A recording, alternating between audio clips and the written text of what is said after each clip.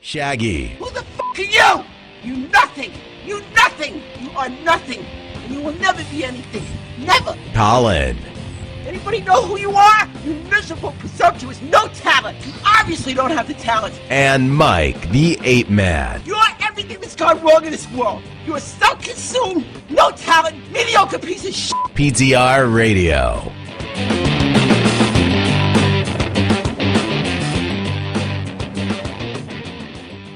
Good evening, everyone, and welcome to PTR Radio here on the fabulous interweb. We're back. We're back. Yeah. It's been a long time. Finally, we've been lost. Yes. It has been. Seems like it's been forever. Probably because it has. Realistically, I mean, it's been just a long time, and we're very happy to be back on the air. Mike, everything coming through okay? It seems that way. Okay, good. All right. It has been so long that the movie review we're going to be doing later in the show may be completely worthless to you because none of them are probably still available anymore anyway. Oh, no, one of them was a Netflix original, so it's still available. Okay. Yeah.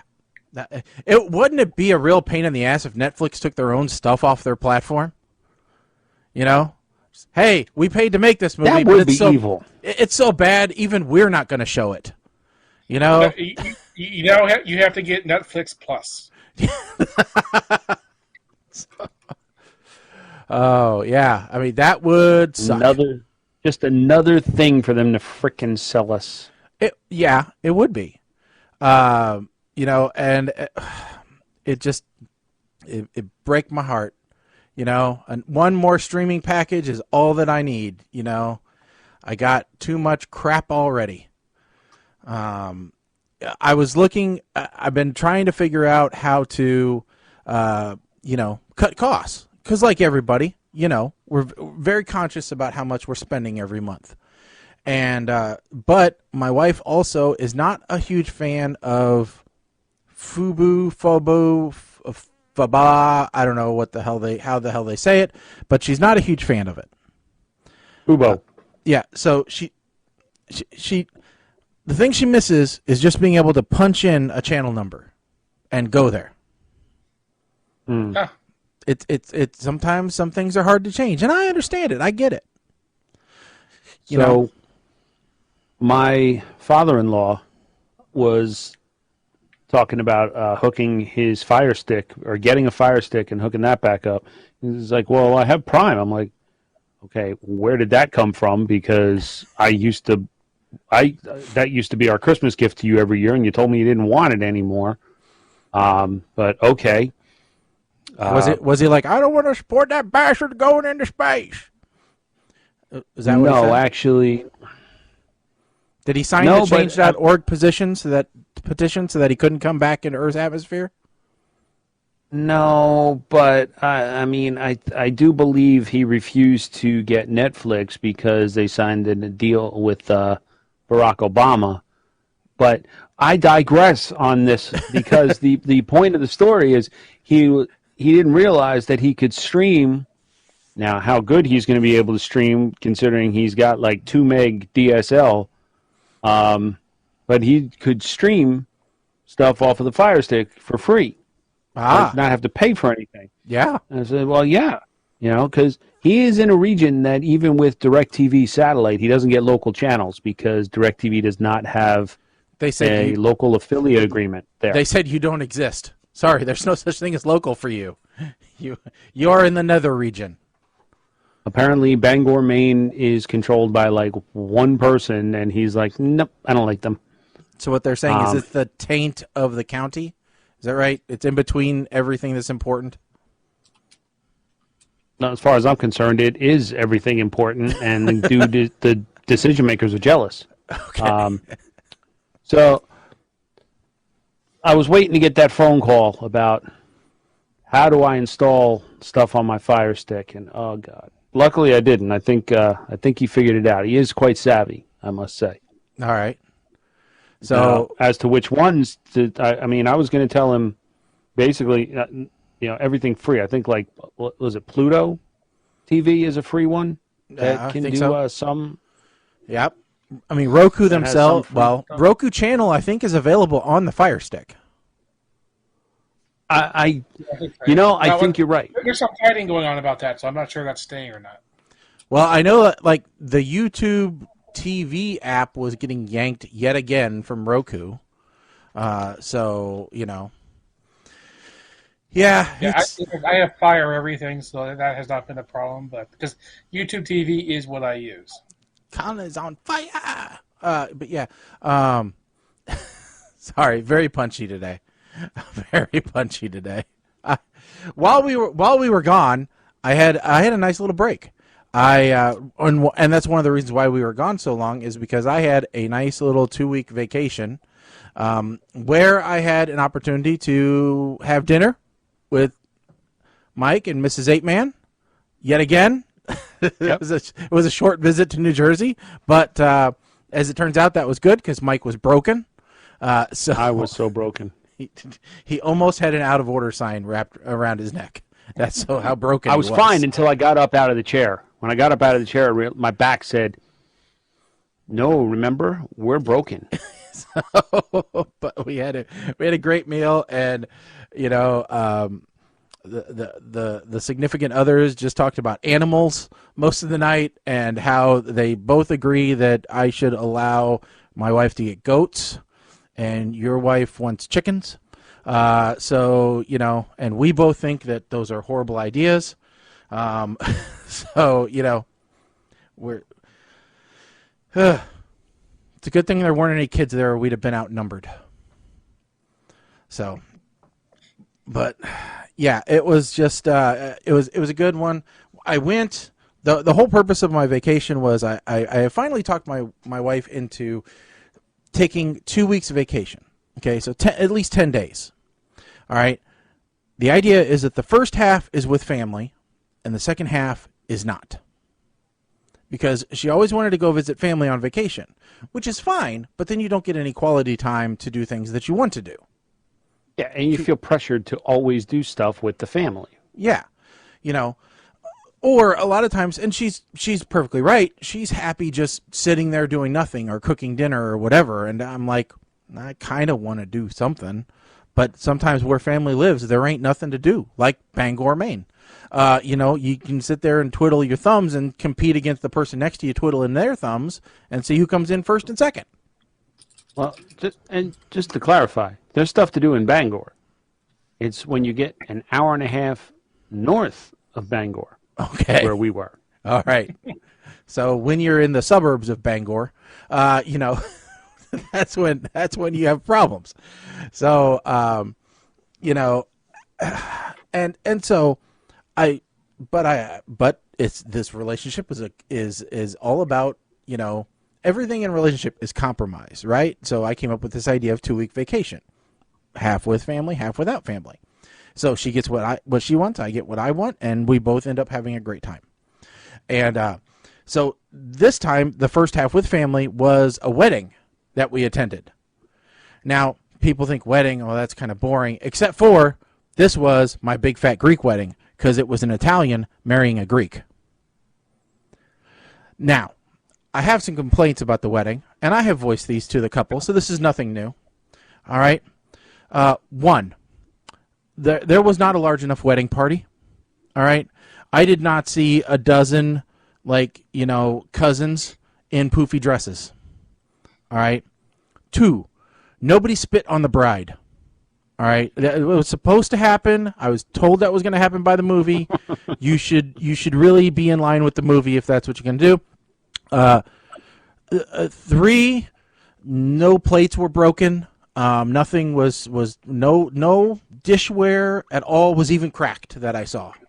And 4, no opas. I didn't hear a single opa. And 5, the most atrocious one, I was not offered any ouzo at any point during my trip.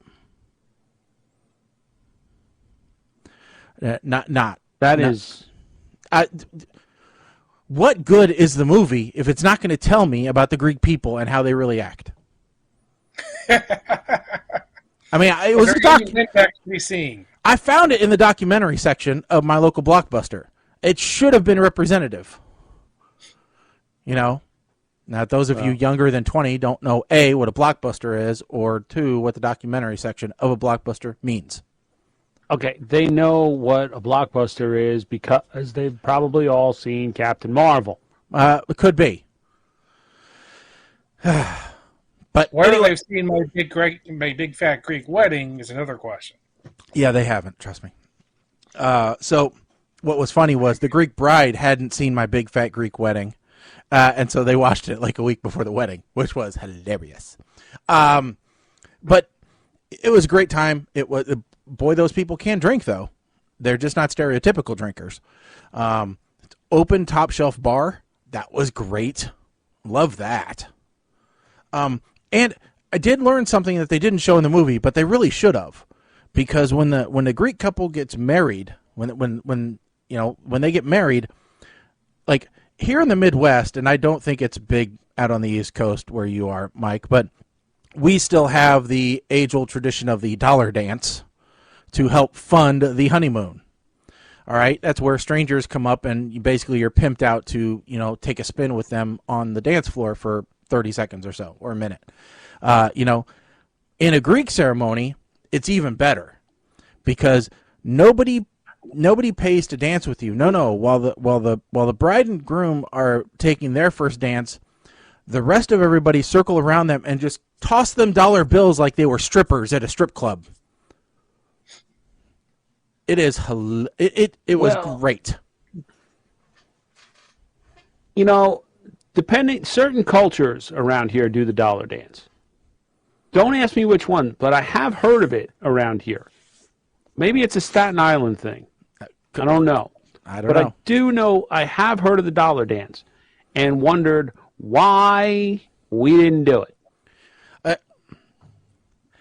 But it's an uncomfortable thing for some people because you're dancing with kooky Uncle Bob, Well, but yeah, the whole idea of it previously was that was like your honeymoon spending money, and it used to be a lot, bigger. It was like people were giving 5s and 10s, but now people are cheapskates.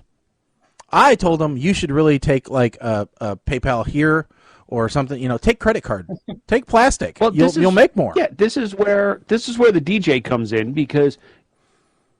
Yes, Mrs. 8-Man, we just got a Venmo of $10 from, I can't read this name out loud. Who is Puppy Lover 69?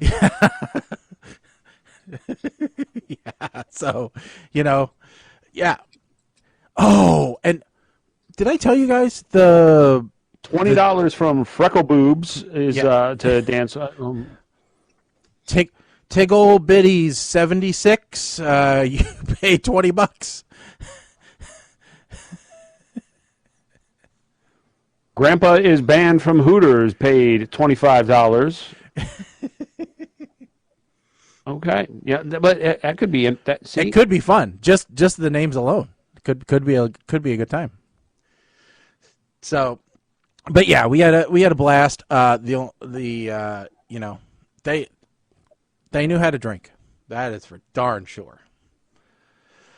But enough about that. They knew how to drink, but yet you had no ouzo. No ouzo. No. They were busy drinking wine. Tons and tons and tons of wine. Okay. Grappa. You've got a top shelf open bar. Okay? And it's anything you could drink. So what do? No, you smuggle in your own homemade wine. Because one of the cousins runs a vineyard. But they wouldn't let him officially bring in his homemade wine. So you smuggle it in some Greek woman's oversized purse. And you're crouching down by the table, pouring it into glasses for people. But there's a top shelf bar right there that's free. Now, granted, that's just wrong. The guy who was filling up all the glasses also was the cousin who ran the pot farm. So, I don't know. This is an interesting Had an family. Interesting cast of characters there, didn't you? Yeah. The father of the bride is a semi-retired neurosurgeon. There's a cousin who runs a pot farm, and there's a cousin who runs a winery. And these people came from everywhere. They came from the West Coast. Some came from Greece. And they do this for every wedding. Well, God bless them. God bless them. Can you imagine that? Oh, no. Second cousin Susie's getting married. We need to pack up the family and take an international flight. During COVID. Yeah, during COVID. Oh, no way, man. No way.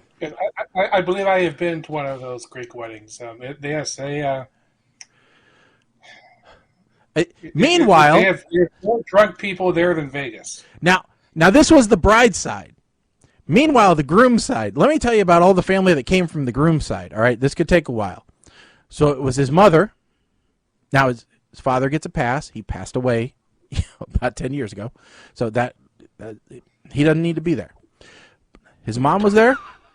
All right. I was there. My wife was there. That's it.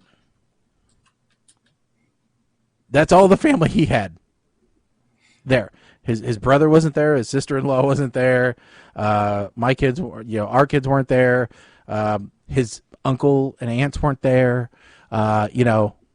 Nobody else bothered to show up. They weren't invited, or they? Oh no, they were all invited. They didn't approve, or they just didn't give a damn. Well, didn't give a damn. One of them you guys sent were, a card. Who was it? What was it? You guys were Bob and Harry. Well, basically. Well, my sister-in-law and the best friend. Yeah. So yeah. Okay. So it was interesting. It was interesting because then thank God they didn't seat you in the church according to groom or bride, because it would have looked so lopsided. See, now that's the thing there, right there. See, like churches, I've been to one wedding when I was younger that was a full Catholic mass. And I have not, unless I was in the wedding, I have not been to a church ceremony since. I am not sitting there in a church on a wooden pew for an hour and 15 minutes while Jesus Christ himself comes down to bless your marriage. No, I don't think so. Oh, well. And the Greeks are just, the Greek Orthodox, It was a Greek Orthodox wedding. It was worse. It was worse than a Catholic wedding. I've been to plenty Catholic weddings. This is the first Greek Orthodox one that I've been to. And I will give it this. At least the priest, because there were two priests there actually, the priest who was actually doing the ceremony, he came out and gave a warm-up and said, okay, for those of you who have not been to one of these, here's what we're going to do. And explained everything. Go and get stoned. So it'll make this go a lot easier. Because we stood up for almost the whole ceremony. It was worse than a Catholic wedding. Meanwhile, the mother of the groom has had major foot surgery within the last year and has difficulty standing. And she and my wife, who has had major back pain, were sitting there going, oh, son of a bitch, better hurry it up. I gotta sit down. And it was just... Of course. But yet at the beginning, you knew it wasn't going to be quick because the priest said, well, now everything we do in threes, which I knew what that meant because I'd seen the movie. Yes, they do everything. They do everything 3 times. Everything is done in triplicate. It's like the IRS wrote the handbook for how to get married in the Greek church. All right, because you listen to it. Like he said, do you take her to be your wife? Not those words, but similar words. Once in English, once in Greek, and then again in English. And then he has to ask her the same questions. English, Greek, English. And then they put the little crowns on the heads. And then swap them. And swap them. And swap them. And swap them. And swap. And then they have to walk around the pew 3 times. And it's like, all right, this is almost 3 times longer than a Catholic wedding, and I can see why. So, it was just nuts. If that's your faith, I'm not bashing your faith by any means. I'm just an outsider looking in. And you can look at us, Christians, Catholics, etc., and go, what the hell, guys? Easter? What does a rabbit pooping out a chocolate egg have to do anything with the guy up on the cross? I get it. I understand. It don't make no damn sense.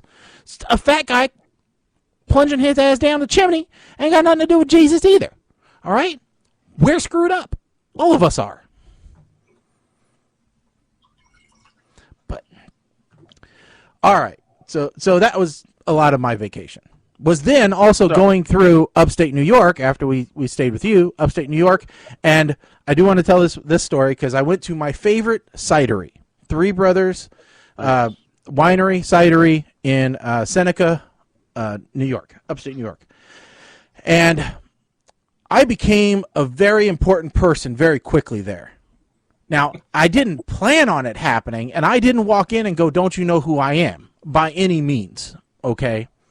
But I did my little tasting of beer that I hated because I knew, but I was buying it for other people.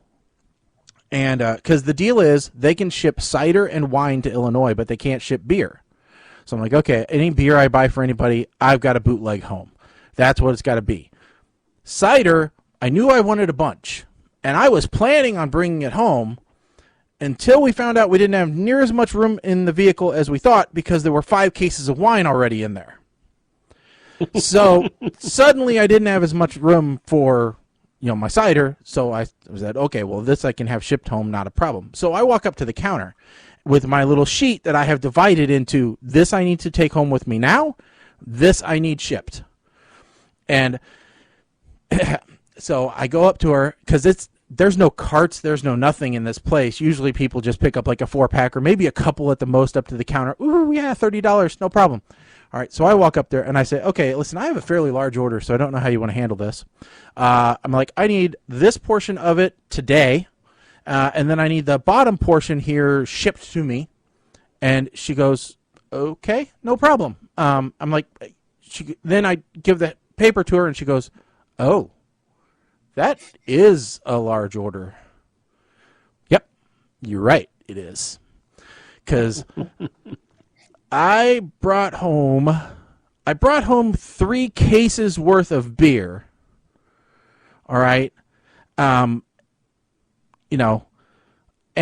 then I had shipped, there's 5 boxes in my living room with 36 cans apiece. So, 18 4-packs of one and like 6 of another and a couple of another one. And so she rings up my total and she goes, okay, well, that's $560 for today. Okay, here you go. Here's a plastic. It's already on fire from the other winery, so why not just get it a little bit warmer? And she goes, oh yeah, and you get, because you ordered this many, you get this much off, and you get this one free. Do you want to add some more on? So, of course, I added a few more on, because what the hell? And then was she saying, do you want to add some more on, or do you want to add some more on? So, I don't know. I was drunk with power at that point, but just ordering. So she goes, okay, well, here, this guy will give you an order sheet so that you can fill out the shipping information for the stuff you're going to have shipped, and I'll start to put together the stuff you're going to take today. Cool. So I go over there. I start filling it out. He's like, so have you been here before? I'm like, yeah, 3 years ago I was here. Been hooked on your stuff ever since.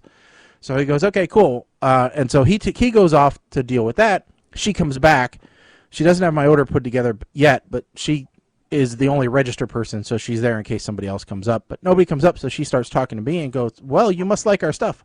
I'm like, yeah, I came here 3 years ago, and ever since then I've just been mail ordering most of it since you've been able to send it to Illinois. And she says, are you a member of our family club? And I said, well, I know I'm a member of your VIP club. I don't know what the family club is. And she goes, well, it's based on how much you spend a year. She goes, do you think you spent $1,000 this year with us? I said, oh, I got to be close. And so she says, well, what's your name and what's your telephone number, and pulls it up. And then she goes, okay, yeah, you probably are close. Pulls up all my invoices, runs them together. She's like, oh, you spent $895 so far this year with us. This one's definitely going to put you over because at $1,000 a year, you join the family club, which means you get 20% off of every order and free shipping. I'm like, sweet. And she's like, well, but that's only good till the end of the year, and then it starts back over at zero. I'm like, well, that's not a problem.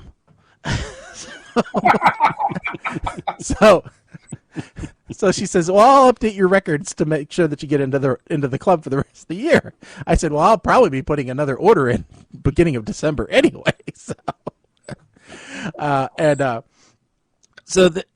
then the guy with the shipping stuff comes back, and she goes, oh, by the way, did you know so-and-so is the brewery manager? And then she starts to tell him about everything that I've ordered and, you know, how loyal of a customer I am. And he starts talking to me, and she goes off to get the cart, gets the cart, brings it back, and he says, okay, well, rather than carting this all the way out to your car, why don't you just pull around back, and we'll just bring it that way. It'll be a lot easier. And, like, I can just drive right up to their loading dock is basically what he's telling me. And then, so I go, okay, and so I start to leave, and the cashier lady starts walking out with me, and suddenly she yells, because they're like, distilling and brewing area is connected to the shop. She yells at somebody, says, hey, come here, this guy just bought $500 worth of your stuff. So he comes up, she goes, oh, this is our master brewer. Oh, God. So he starts talking to me and asking me if I like the new flavors and everything, and we probably talked for 15 minutes. And he's like, yeah, it's people like you that make cleaning out these tanks, which is what I was doing, you know, really, you know, worthwhile. I'm like, okay, thank you. I'm like, I really am brand loyal. I really like your stuff. Just don't stop making strawberry tangerine and original. Those two, you got to keep making them. And so he tells me about new flavors that are coming out that they don't have advertised yet. And so it was really cool. I felt like kind of a celebrity for a while. And then I was thinking about it today when I was thinking about telling the story, and I'm like, I should have asked him for a sponsorship for the radio show. Damn it. Why wasn't I thinking? You know? So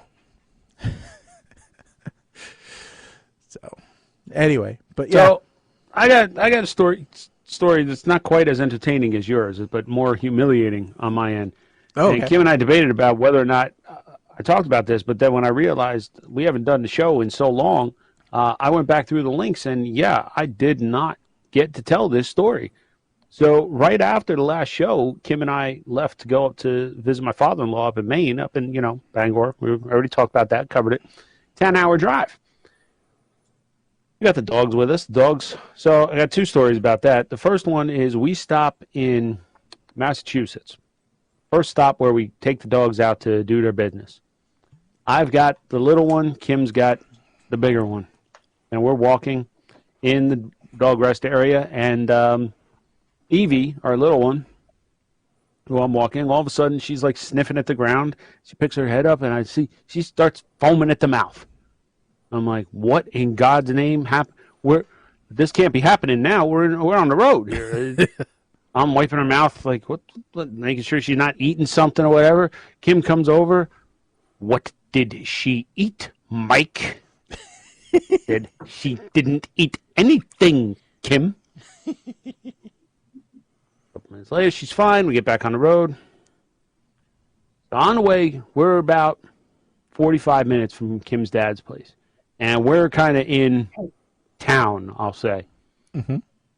And by town, main drag and what have you. And out of nowhere, this old dude drives across the road on a ride-on lawnmower. Okay. Plaid shirt, shorts, suspenders, hat. I'm like, okay. Didn't think nothing of it. And, hey, that's new. There's never been a red light on this street before. There's never been a light on this street before. It must be to let the old dude on the thing go. I see a sign. It says detour.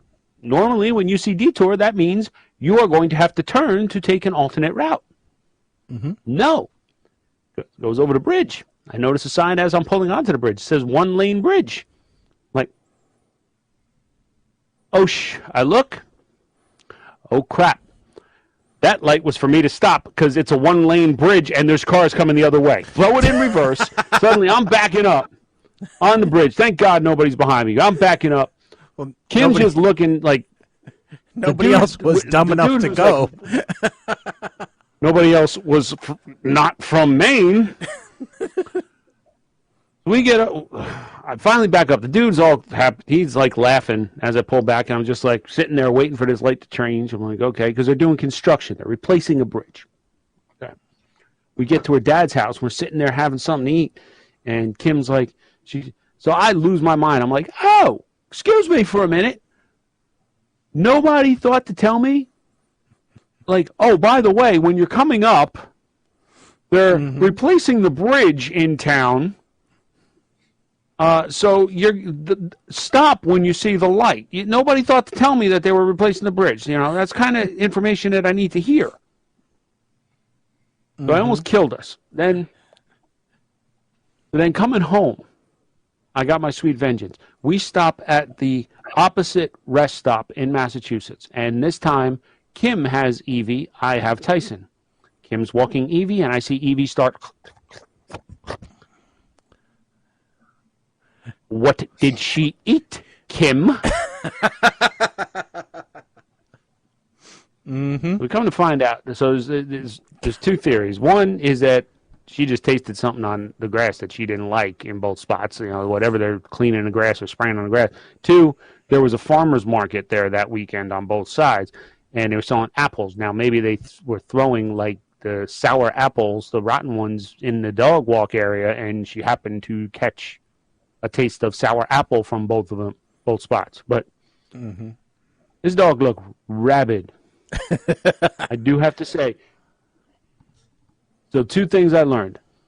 Our dogs are actually very good in the car, which was a pleasant surprise. They slept most of the way.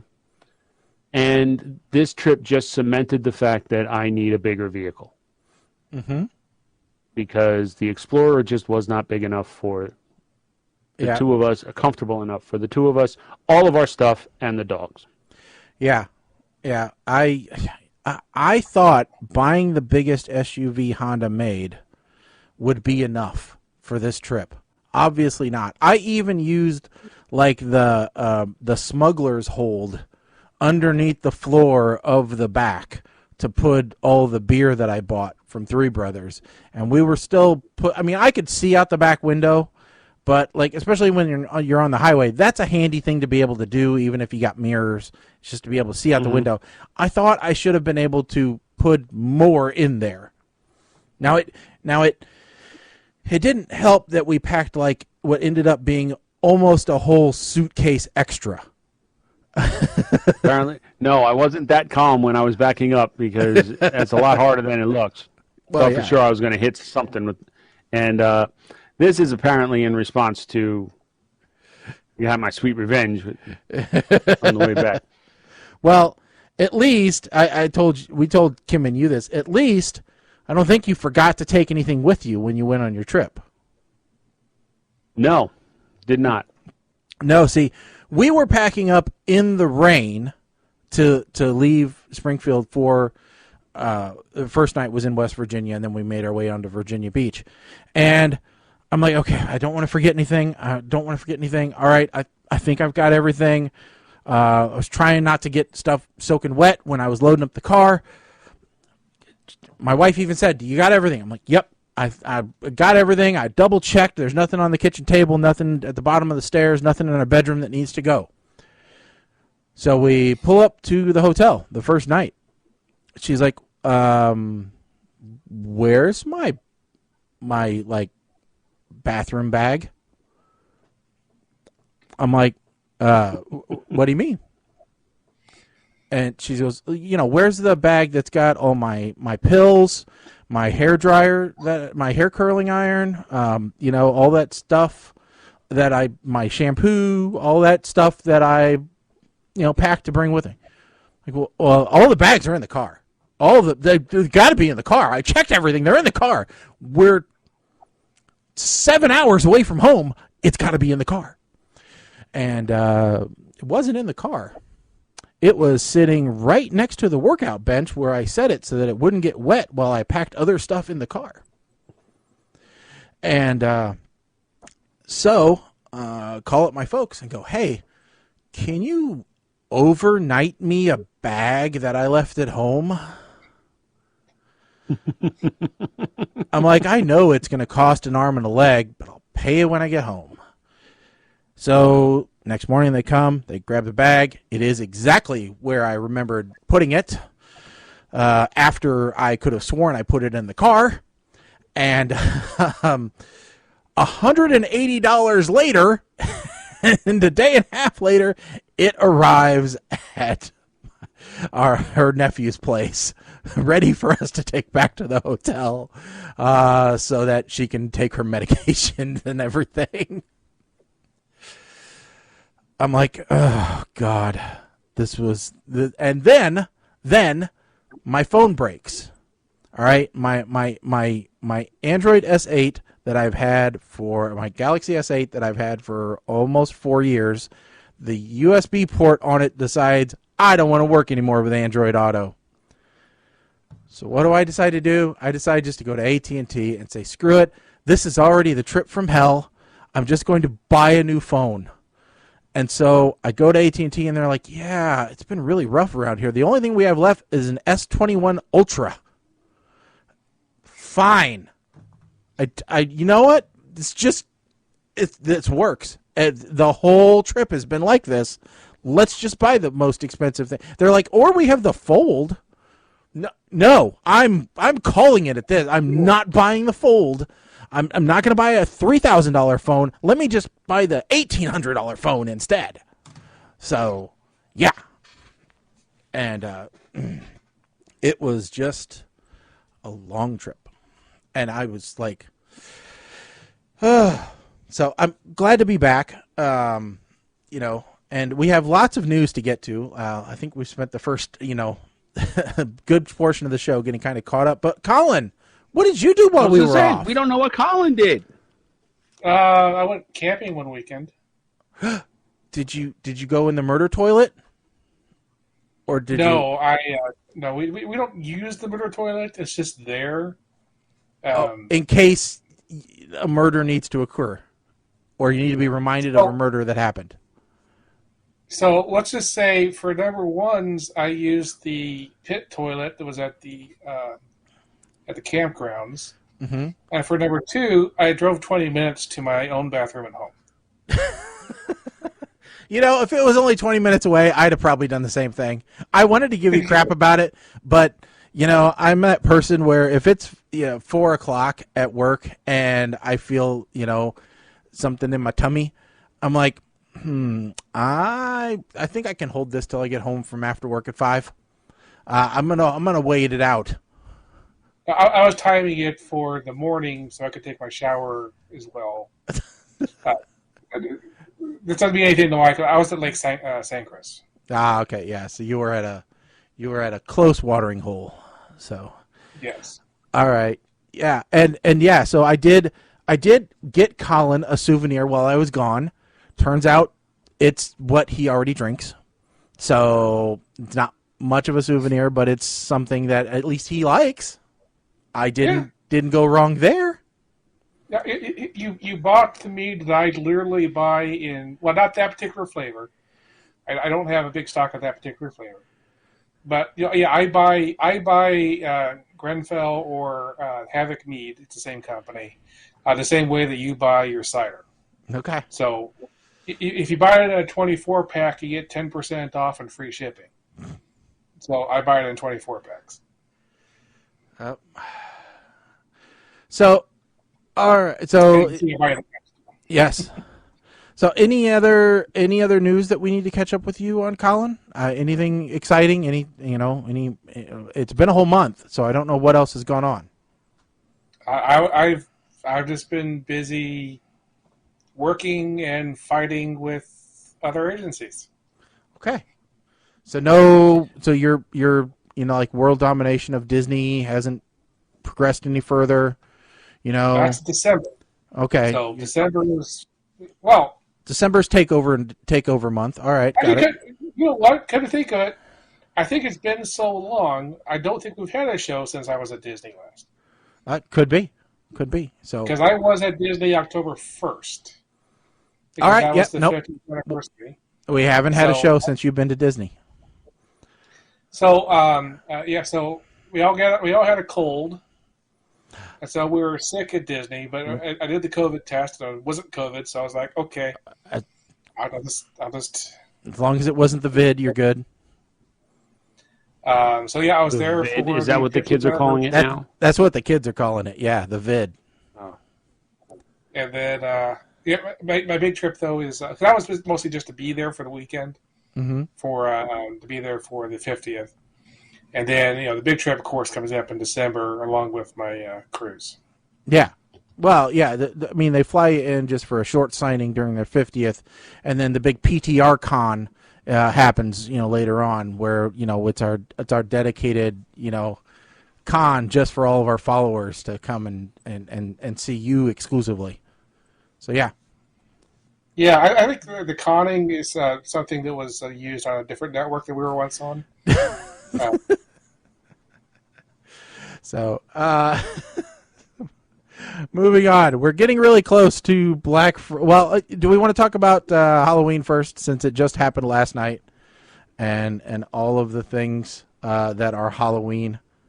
Because there is something related there. I'll be right back. Okay. I have to show you my new toy. Okay.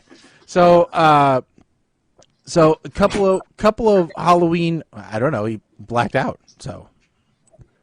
Must be impressive. Yeah. So there's a couple of things. There was an article about suggestive inflatables that a neighborhood didn't like.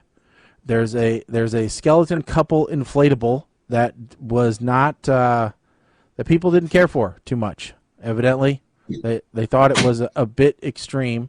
Maybe too much for the. We don't need to see skeleton inflatables making out. I mean, they weren't making out. That's beyond making out. Okay, all right, but hold on a second. I got to ask the question. I mean, I know it says lovers in the title here, but I got to ask the question. How would you know? Are skeletons supposed to wear clothes? Well, one's got like a veil-y type thing, I think. So that's what tells you one is a. But one's how a girl. do you know if a skeleton is naked? This is like, why isn't Donald Duck wearing pants? I don't know. I don't have an answer for that one. That would be my argument. Like, how are you telling me that they're naked? And by the way, genitals are flesh. Yeah, those are skeletons have no flesh. Those definitely rot off and out and everything. Fight me on it. Now, see, we have kids next door, so I can't do stuff like this anymore. Now, I mean, there's no doubt they're definitely boning, but there's. Colin, please, God save us. Here's my new toy. Oh, you got a proton pack? It's the. It's just the beamer.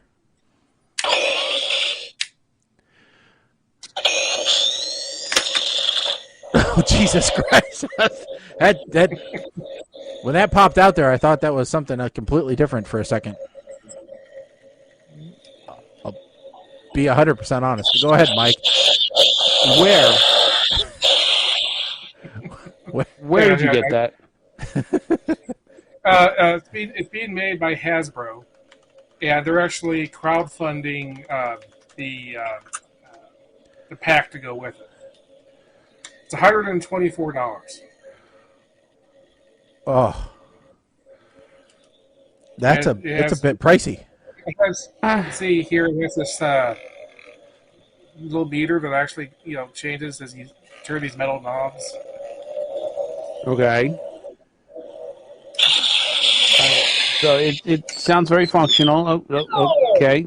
Did you dress up as a Ghostbuster for Halloween? Yeah. I You didn't did? have the Okay. time to do it. But, a couple of years when I have the backpack, then I'll do a full Ghostbusters Halloween costume. Colin is going to be that guy that he's going to be like, hey, guys, we're going to be the Ghostbusters for Halloween, okay? Cool. And we show up with, like, cardboard and garden hose proton pack.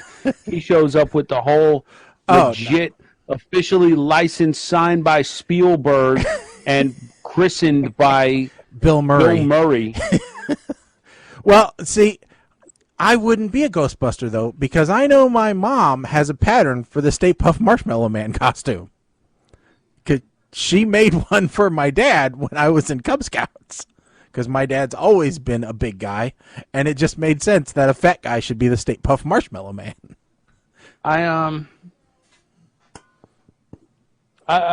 In another life, I would have said I'll go as Winston Zeddemore, but I don't think that's allowed anymore. I think I get in trouble trying to do that. Yeah, no, you can't do that. No, sorry. You got to pick. You got to pick a white guy. So Could I be Melissa McCarthy from the female Ghostbusters? you could be Thor from the female Ghostbusters. Why? Thank you, thank you. You could be the rookie from the Ghostbusters, the video game. Or I could be one of the guys from the real Ghostbusters and just mess with all of y'all. Yep. Or you could be Paul Rudd from the new Ghostbusters movie. You know? No, I couldn't be Paul Rudd. I couldn't live up to that kind of pressure. It's a lot of pressure. So, also, I mean, it's funny because you mention that because at lunchtime today I'm looking for something to watch while I'm eating my lunch, and I just happen to put on Clueless, and I'm like, holy crap, Ant-Man has not changed at all. No, definitely not. Put on a little more muscle, maybe, but that's about it.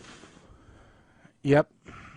Unlike Daniel Radcliffe, who, as we've spoke about during Guns Akimbo, is there anything that this guy won't say? What miracle workers? This show, the first season was okay. I got it. I understood the plot line. Here we are. They're angels and they're trying to save Earth from being destroyed and start. Okay, I get it. But season 3 now, this one is the Oregon Trail, and I was disappointed to find out nobody dies of dysentery. Do they not stop to hunt every 2 turns? Because that's what I did. I just hunted. Well, They didn't float the wagon either. no.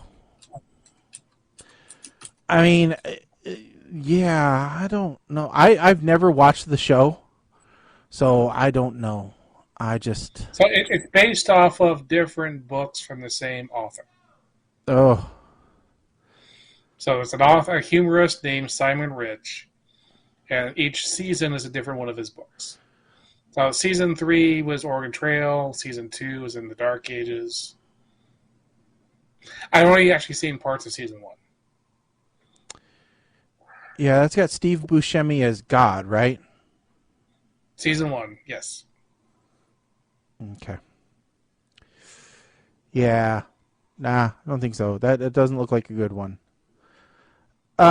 Okay, so before we get too far off the Halloween thing, all right, I have 2 links that we need to talk about in it. Other than just the pornographic skeletons. And we'll see if we'll find out if we had anybody that used these. So there were 2 lists. Actually, one was just a single one, but it's all inclusive in this list. Halloween costumes not to wear, or to avoid, rather. Okay. So, did anyone see anyone dressed up as a capital insurrectionist this year come to your door? Maybe with buffalo horns, and an American flag on a staff, face painted in red, white, and blue. No.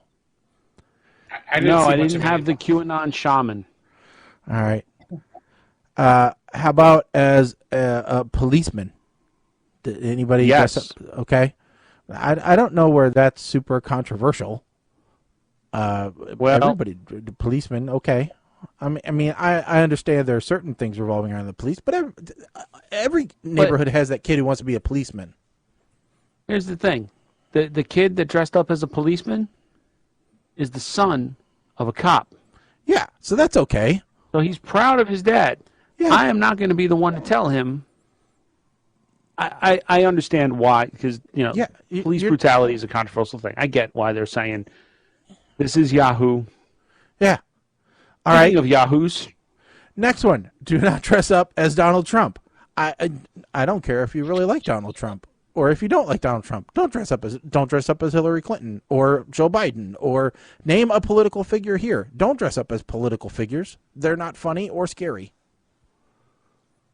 Honestly, if you're going to dress... Go ahead. Because you're probably going to be funnier than I am. If you want to dress up as Teddy Roosevelt or Abraham Lincoln or George Washington, have fun. But no living political figures. I mean, yeah. I thought at one point I would dress up as like Nixon, but put the chef's hat on. And when people say, "Who are you supposed to be?" I am not a cook. That's good. I like that. He did. But great. Yeah, that's cool. That's good. And speaking of political, no, I think going as Mike Pence with a fly on his head, Mike Pence is the perfect politician. I'm going to tell you exactly why. Not because of what he did in office. The fact that since he is no longer in office, you don't hear hide nor hair from him trying to influence anything. And if you're going to go, need him. If you're going to go with Mike Pence with a fly on his head, go with a huge fly, a big one. All right, like better yet, go as a fly with Mike Pence on your head. Yeah, reverse it. An inverted Pence fly meme. Don't go as a COVID virus Pokeball thing. I think we can. All I don't know who that. would have thought to do that, but I don't know who would have thought to go as a COVID vaccine either. All right, you might as well just just hand the knife to somebody because you're going to get shanked. Yeah. Don't go as an anti-vaxxer. Yeah, no, that's not cool either. You're going to make somebody else mad, or somebody else think you actually mean it. Either way, you're not coming out ahead. And don't come out as a anti-vaxxer. No, what? Okay, that one. I'm sorry. It says anti-vaxxer with a dead child. Don't go as that. I'm like. Don't ever go with a dead. I don't care what you are with a dead child. Don't go with that. Let's just leave it at that. Don't go to any Halloween thing as something with a dead child. Not a good look. The next one. I know it's tempting to make fun of people taking ivermectin, but let's leave the horse drug and its side effects out of Halloween. I didn't even know that could be a costume. I don't even know that. It's a toilet costume. Yeah, I don't know what a toilet cost. Honestly, here's my stupidity in a drug meant for horses that people are taking. I don't know that it causes diarrhea. I couldn't tell you the validity of that claim whatsoever. Here's one. Hand sanitizer. Don't go as that. I agree. Don't go as a Karen. All right, that's just dumb. So, I do have a friend who is a bartender that went as a Karen, but with a knife through her head. Okay. So she was the dead Karen. I'm good with that. AKA the Karen everyone wants to see. Did she have like a little speech bubble that says, can I see your manager or something? No, but that would have been good. No sexy nurses this year. I'm like, okay. Okay, so they'll go as a sexy nun because that's better. 13. This is one Mike said, once you see it, you can't unsee it. Thanks a lot. Sexy Ruth Bader Ginsburg. I didn't even know that was a thing. Listen, I don't think it is a thing. It's got to be a thing. No, it's not. It's a thing. Look, we got know one. People. We got one. I know there have been people that have gone as Ruth Bader Ginsburg, or even a spin on it, the notorious RBG. Yeah. On her best day, with several Instagram filters, Ruth Bader Ginsburg never looked like that.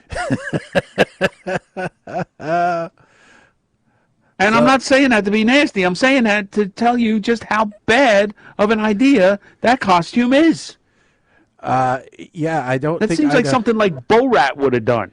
Okay? You know what? I did this is how bad it is. How few people have dressed up as this. I did a search for sexy Ruth Bader Ginsburg. I will tell you, there is like maybe 3 results, which are actually what I would classify as sexy Ruth Bader Ginsburg. And one of them is like a drawing, not even a like image. So Ruth Bader Ginsburg in manga? I wonder if you have to look up Supreme Court because they Stop. Just Yes. stop. You're going to wind up on a list somewhere. Can you just move on? Please, they can't. Oh my! He's already on the list. The list is by subscription only, and I won't pay for it. I don't understand this next one though. Why are we avoiding Harry Potter costumes? It's just because it's been overdone, or Yeah, I don't get it either. Well, because of the comment, I think maybe they're just commenting on how almost canceled JK. Yeah, it's got to be that. It's got to be relating to that. Oh, okay, fair enough. Next and the one. last one. Yeah. Can we talk about we got to talk about this show for a second? But yeah, Squid Game costumes okay, unless you're in school. But sexy Squid Game, no, there is nothing sexy about Squid Game. I haven't watched it. Nothing sexy about Squid Game. Okay. I'm like the one person that hasn't watched it, evidently. No, there's a bunch of people, and I actually got into an argument with somebody online in the Aldi group, no less, who was That's saying, not something you say every day. 20 years ago, would that have been a thought? Would that have been a thing 20 years ago? No. He said, I got into an argument with somebody in the Aldi group. And I'm like, This was an ridiculous. Aldi coupon clipping group? I don't know what you mean. apparently this person was saying that Squid Game is nothing but murder and rape, murder porn and rape porn, and it's sad that kids are watching this. And I replied back, I said, you seem like you want to be an intellectual. I'm surprised you didn't pick up on the socioeconomic theme. And she said, "Oh, I haven't even seen it." Oh, so you judge you judge a book by its cover. Fascinating. I thought Squid Game was excellent. Was it violent? Yes, it was. And if you didn't know that going in, then you're just stupid. It was excellent. It was just, how can you not know that that's that way? I mean, it's pretty simple. Anything, the issue is that it was dubbed. And apparently there was a whole big to-do about they dubbed it poorly. Mm. So the true meaning was not translated. Well, guess what? The not true meaning was friggin' awesome. So shut up. And I'm sorry, this last one I don't get either. Although I'm sure it has something to do with the Me Too movement. But they're saying don't do anything. Stay away from anything to do with Army Hammer. Something about cannibalism. Apparently he's a bit abusive and cannibal. So, yeah. Oh. Yeah. Okay, and while we're at it, stay away from anything Harvey Weinstein, Kevin Spacey, Dahmer. I'm surprised there wasn't very many Aunt Becky's out there. Like rowing. Oh, my wife said she's going to be back on the Hallmark Channel soon. I don't care. I just heard that though. I'm like, really? Did her daughter get eliminated from Dancing with the Stars yet? I don't know. Oh no, because they got the World Series, so they skipped this week. Okay. So, yeah, somebody said Lori Loughlin is going to be back on the Hallmark Channel. So that'll be interesting. Just in time for Christmas. You can tell that this list was created before more recent events. Because there's also the very obvious, please do not go dressed with a name tag that says, hello, I am Brandon. Just no. Yeah, and not go with blue shirt guy. Go with free guy. Yeah, guy. blue shirt guy. Yeah, blue shirt guy. Go with blue shirt guy. That's fine. Or the other blue shirt guy. Yeah. All I'm going to say is I was very tempted to go and buy a shirt of that NASCAR driver, Brandon, that won that race. Just to wear that, because honestly, at least then I could say, well, no, listen, I'm a NASCAR fan, and I appreciate what they tried to do. And guess what? This underdog rookie kid got a new fan because I felt like they destroyed his moment. Mm. That was the equivalent of the Kanye West, I'm going to let you finish. Yeah. But there was no Beyonce coming out at the next race to say, hey, yo, I want to give you your moment. All right, so speaking of that, because that's kind of like one of those points in between generations. So I got, well, not really speaking of it, but I think I want to try this. So I got a new game called Full of It. All right? It's a game, but it's more conversation starters. So it actually says conversation starters for horrible people and dirty liars. Well, I think that is right up our alley.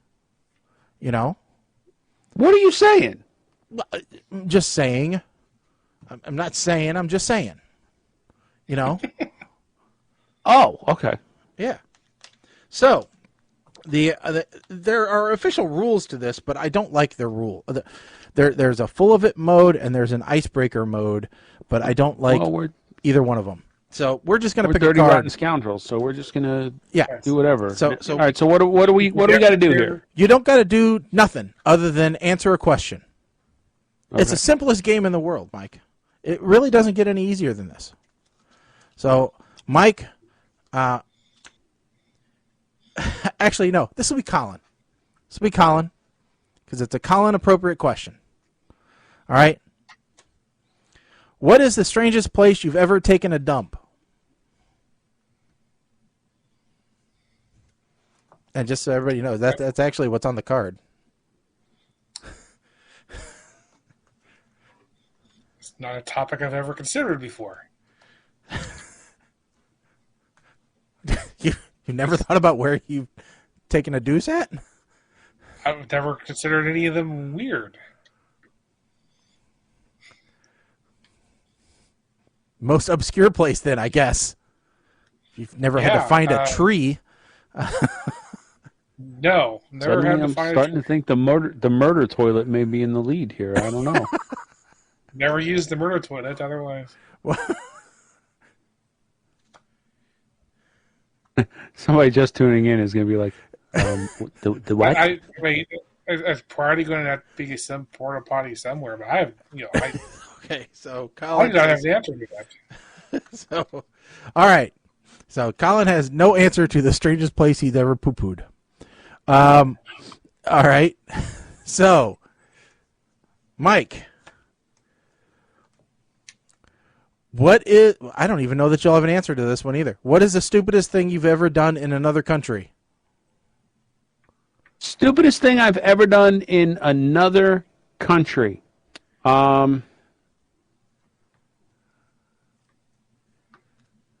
I almost jumped. So this was in Canada, in Niagara Falls. And I was like 12 years old. And we're walking, and I was going to jump over this like concrete wall, thinking that, it was just like a Disney like kind of thing. And so I got up to the top, and if I had jumped, I would have been dead because there was a 40-foot drop on the other side of that wall. I just remember looking down, and I think my sunglasses fell off and shattered down the bottom. And I don't think I've ever been so scared in my entire life. But that would have been the stupidest thing I ever would have done. Would be, die. Yeah, that would have been dumb. So in the end, so my wife answers the question about the strangest place to drop a deuce. She's absolutely correct. You are a better person than I am, because I'd have been like, I can't stand up. I need to keep pressure on this wound until we get home. No, she's right. When you got to go, you got to go. And then some things have to be sacrificed for the good of the world. It's sock, underwear, whatever. Yeah, sometimes. Didn't you have socks on when you left? Maybe. No, I always like sweaty feet in shoes. All right, so I got my card. So there's. I was going to say I didn't give you that one that Mike just had, because I'm at T-minus 48 days from being in a foreign country for the first time. So just my card, describe any experience you've had with a stripper. Well, I'm going to give you the earliest one, because I think that's the funnest one. So I think I was 10, maybe 12, which sounds really bad when if I was to just stop there, as a dead stop. But I'll continue.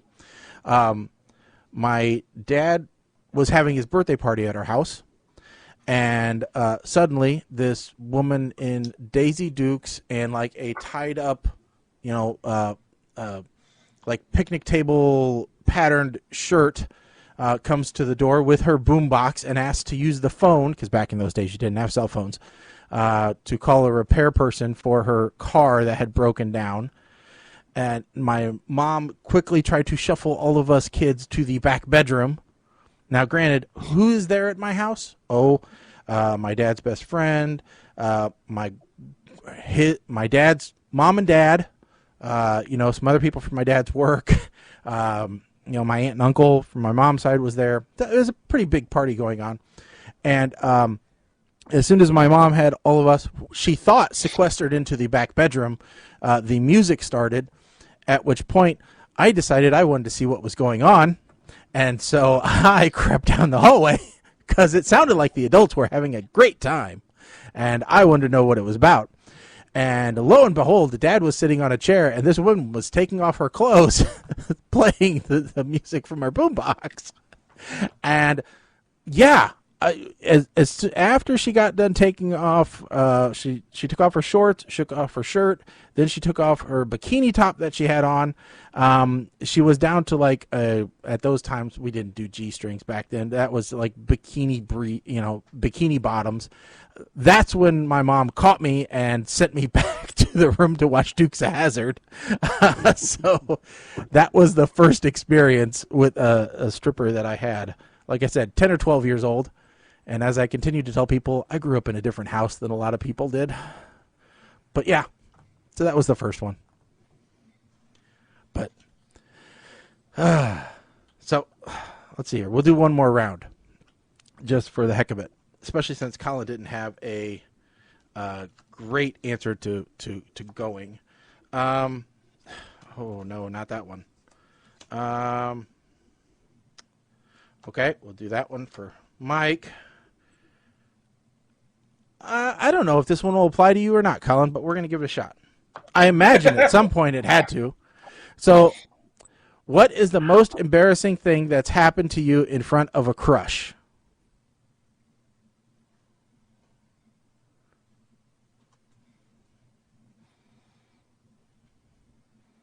I mean, I got to imagine, like most of us, you had a crush growing up, Yeah. But I don't remember ever being embarrassed in front of a crush. Of course, I did everything I could to not talk to anybody. So, I mean, never had your mom say, "Oh, Chris really likes it when you come over," to watch him after school or whatever. Because that happened to me with my babysitter next door, who was like 18 when I was like 8. I'm just as an example that might have happened to you. You know, just spitballing. just throwing it out there as an idea of something which maybe happened. I don't know. I don't know. There seems to be a low occurrence of things in your deck that have any meaning to my life here. All right. Well, since Mike is on the ropes and we know Mrs. 8-Man is watching, this one should be fun. Maybe she'll have an answer if you don't. What is the word? Let me pull up the message window. Hold on. Hey, Colin, here you go. Displaying strip poker count. I don't know which card that relates to. Oh, embarrassing thing in front of your crush, or I don't remember whatever that have no idea what that can apply to. Because that plays actually into this card for Mike. Oh, hell. I don't know if Mama Blair is like a psychic or what, but Christ. What is the worst way you've ever tried to spice up your sex life? Let's see. Well, this was not in my current relationship, so this was not with Kim. This was when I was much younger. Mm-hmm. And you guys might actually get a kick out of this one because it ties to the former network that we used to be on. So I asked my then girlfriend to bring one of her friends over, who was an amateur or aspiring singer, to record some intros and outros for the show. And my goal was not so much to get something for NHB, but was to try and get them both in bed. And it failed miserably. Mm-hmm. God, did it fail miserably. Like this is the first time I've ever spoken of it failed miserably. Similar to you, in a way old relationship, I had something very similar. Very similar happen. So yeah. Those never work out the same way they do in the movies. Nothing works out the way it does in the movies. No. Nothing. No. So. And we're going to leave it at that. Yeah. No. You know, no movie. About the only thing that would have worked out is I could have snapped my fingers and said, "I am Iron Man," and I would have just fell into dust at that point because it would have been less painful. Yeah. Yep. I got that. Let's do one more round here. All right. Why not?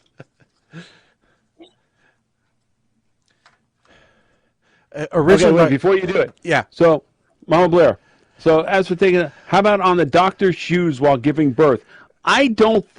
From what I have heard and read about the actual act of childbirth, that apparently is more common than women want to let on. Yeah.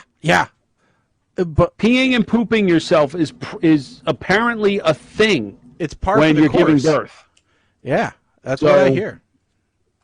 It might now. I am not going to say whether that's embarrassing or not, because of course it could be.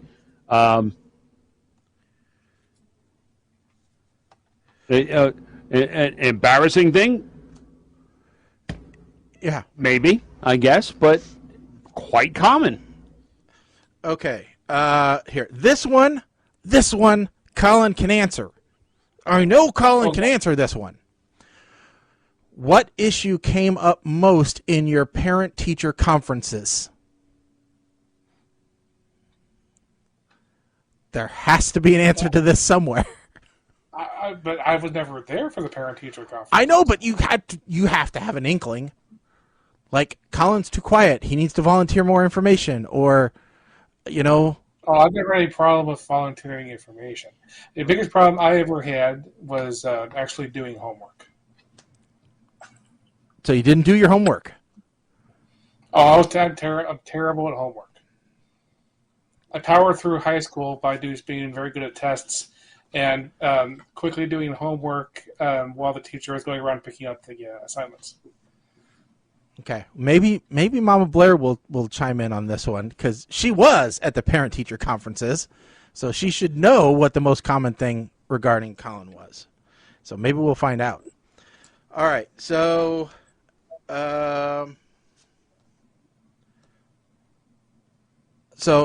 Mike, there's 3 choices here for you. What do you want? 1, 2, or 3? 3. 3. What is the coolest place you've ever been drunk? The coolest place I have ever been drunk, huh?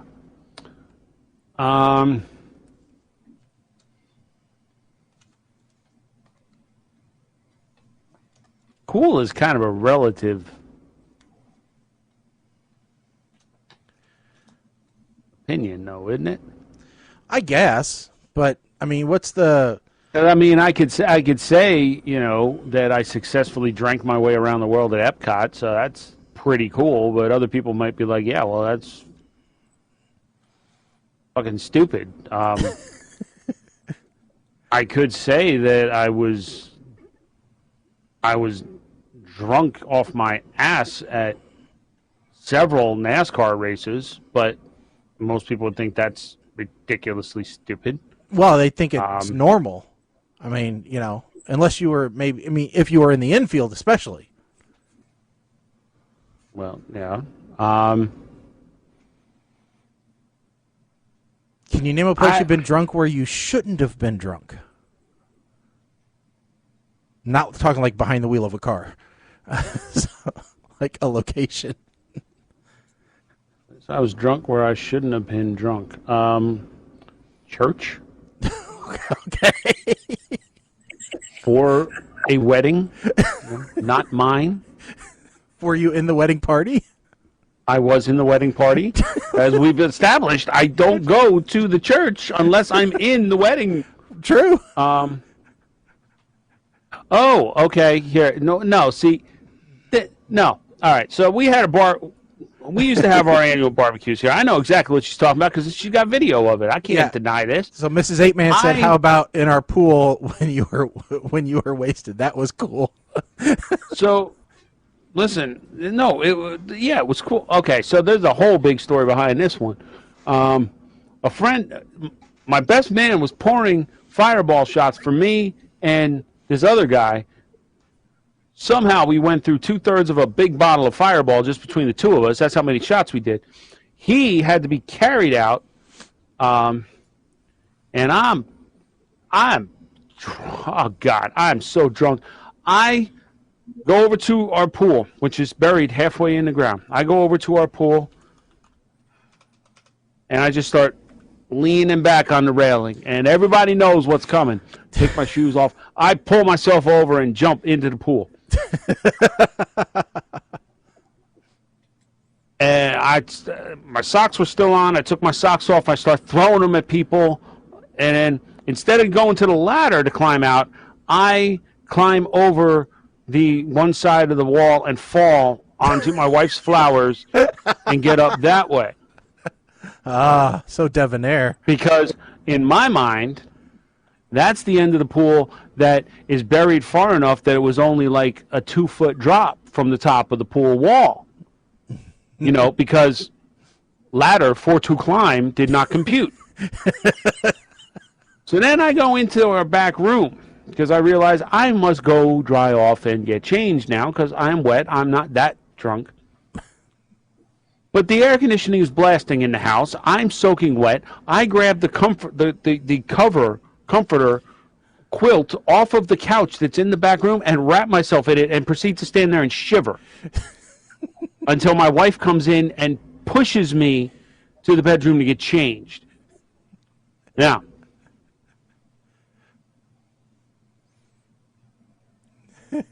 here we go. Mama Blair chiming in. Tell the story about second grade recess. I mean, Second grade recess. Did you like pants a girl or something, or No, I mean, at some point, I was pants myself. Oh, I'm not sure if that's but whatever. I don't know if that's the story. If she has some other story. Mama Blair, it's been repressed. well, okay. Mama Blair chiming in here. Drunk at my boss's party, where I carried Dan on my back while wearing a dress, and hiked my skirt up, so I was running around with my pantyhose butt hanging out and fell up the stairs. Damn, I so wish I could have partied with y'all. I will say, people often ask, if you had access to a time machine, where would you go? I never had a firm answer. Now I do. I want to party with the Blairs in their prime. Yeah. I have a feeling, just from hanging out, Mama Blair even though this story centers around Mr. Blair getting on her back, I believe she was probably the more party animal. I seem to think your dad's probably more reserved, Colin. Now, maybe in his wild youth he wasn't, but seems awfully stoic. Compared to my mom, just about anybody is reserved. So, My mom grew up on a farm.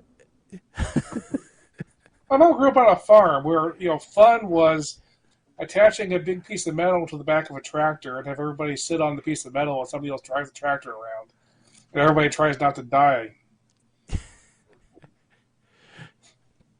Well, shit.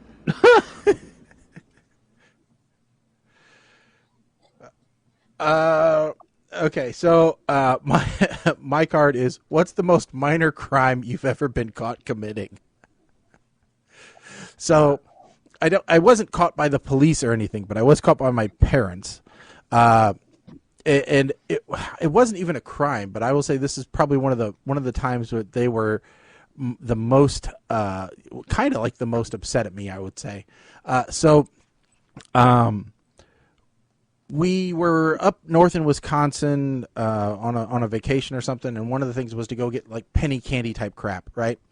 And all of us kids bought candy cigarettes, but they weren't just the regular Snap sugar candy cigarettes. They were almost like the bubble gum ones wrapped in a paper wrapper with all the powder around it, and so you would just blow through and smoke came out, right? Yep.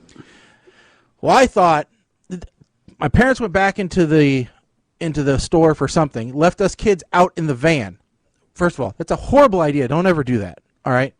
I thought, well, this would probably look cooler if I had the cigarette lighter, from the car up to it. It would probably make it even more awesome. At that point, parents came out, saw me putting the cigarette lighter to the actual bubble gum cigarette stick. And that's when I got the only part of a movie that's ever been, truer to life is, hey, if you want to smoke, we'll buy you a whole carton, and you're going to smoke it all before you stop. Threatened, So thank goodness I didn't start smoking early in life, or it would have been horrible. But like I said, not necessarily a crime, but that's probably the thing I was caught doing as a child. That was one of the most embarrassing type things along those lines that I was caught doing. So, but fun little game. If you need conversation starters, especially if you got a group of friends coming over and you don't know what else to do, grab yourself a box full of it. It's fun. My wife actually said, "Oh, cool, another card game that you can play with the kids." No, not playing this with the children. Not at all, because I don't want to know my daughter's answers, and she don't want to know mine. I am going to add this to my cart right now. But it will be fun to have on the show occasionally. So, always looking for fun stuff for the show. So we got a few more minutes before we get into our double feature movie review. Long overdue double feature movie review. And real quick, we've got a list of things boomers and millennials love saying. And I'm curious, because technically, we're on the boomer side, I believe. We're definitely not on the millennial side. No, we're X. Yeah, we're X. We're late X. But I think a lot of these things we have probably said in our past, at least from the boomer side of things. Because we grew up with our parents saying these things. Meanwhile, I don't know if we have, I've definitely heard millennials say some of this stuff, and maybe you guys working around millennials might have heard this. So, working around what?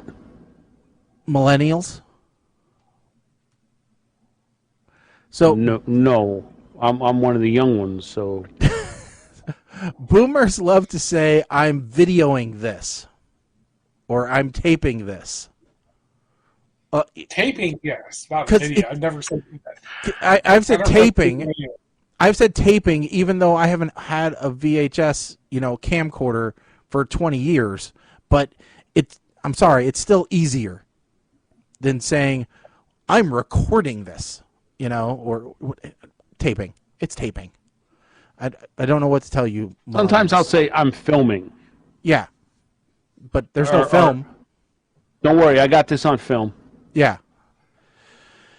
Millennials love saying F this, F that, this is effed up. And literally they have EFF here, not like the F word. Now we will just go for the F word because we're going to go for the gusto. It depends on my audience. If we're speaking in person, and it's like us guys, I'm dropping the F-bomb. Mm-hmm. If I'm typing it out where it could eventually be traced back to me, I may censor myself and use EFF. Okay. Here's one. Boomers love saying just nuke it when something could be warmed in the microwave. I have used nuke it my entire life. I'm not going to change now. Yeah. Well, I'll say that the boomers might use nuke as the actual thing they're saying it to use. If I'm going to say nuke it, I'm going to say it because it's funny. Now it's like the link or the picture when you posted this link. The boomer, just nuke it. And the first thing that comes to mind when I see just the phrase, just nuke it, is the movie Aliens. Okay, you're thinking like just destroy it.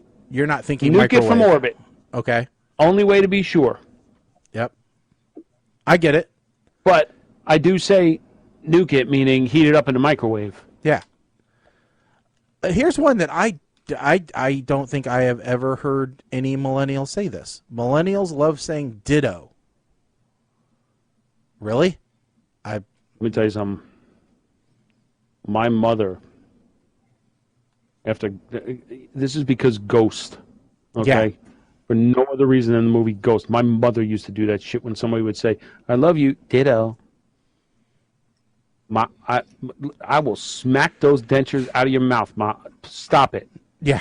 Just stop. I would say ditto sounds almost more Gen X than is millennial. I don't even think it's Gen X. I think it's like, the greatest generation, like the 20s or whatever, when ditto copies came out. I don't think of it as even, no. I don't know.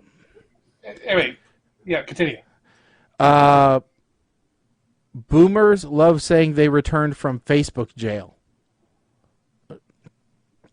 Most boomers can't keep their account up without getting their super simple password figured out long enough to say they're in Facebook jail. The only thing boomers say is, "Hey guys, don't accept any invitations from my account. I got hacked again because my street address was my password." Boomers are the reason that these Etsy people can sell coffee mugs that say Facebook jail survivor. Yeah, that's not a boomer thing. That's a stupid thing. Yeah, stupid thing.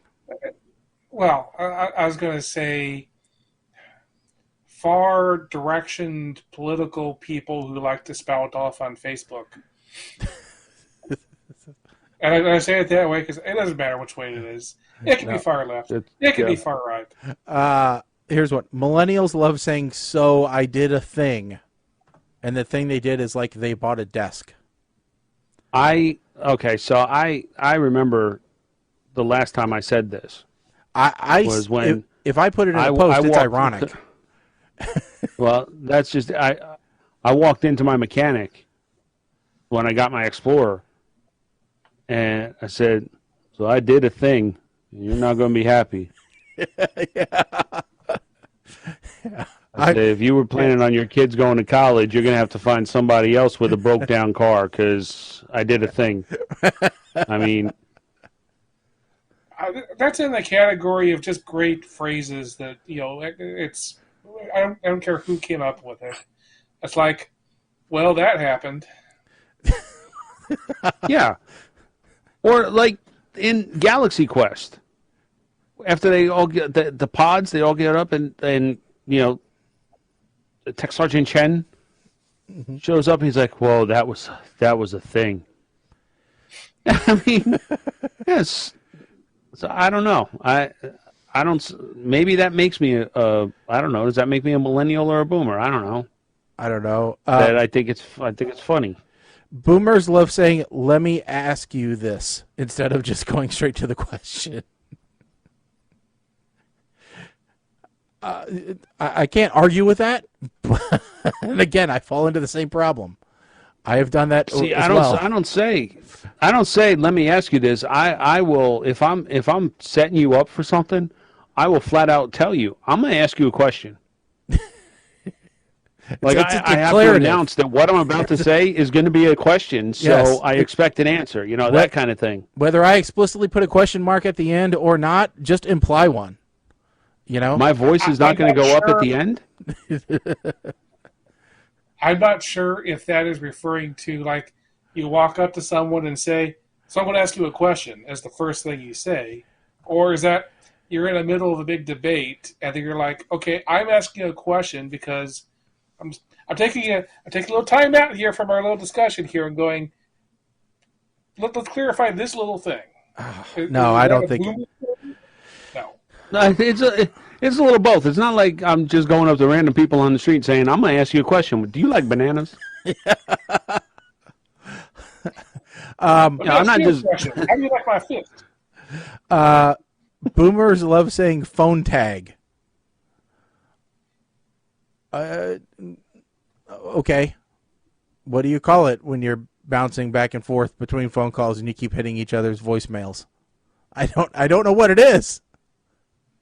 This is okay. Let me. This may be the defining characteristic of whether I'm a boomer or millennial, because I was right now years old when I realized that. This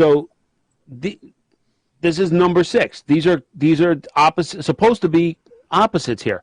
Boomers love saying phone tag, or millennials love saying an oldie but a goodie and sending you a YouTube link from 2008. What if you do both?